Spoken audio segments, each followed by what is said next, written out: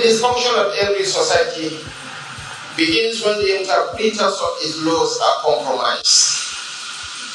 This is the moral problem upon which our nation exists, and it is why we treat as sacred the duty of this institution.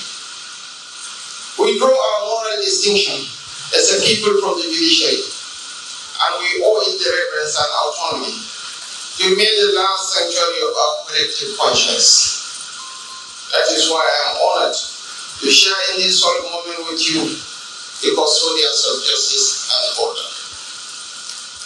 Permit me, Your Excellencies, my lords, distinguished ladies and gentlemen, to specially commend the leadership of the Economic and Financial Crimes Commission and the National Judicial Institute for sustaining what has become a yearly event in the anti-corruption calendar, a workshop for judges, justices and prosecutors involved in the prosecution and adjudication of cases relating to corruption and other forms of economic crimes. This event has become famous as a serious platform for the interrogation of issues germane to the fight against corruption, administration of criminal justice, and the rule of law in Nigeria.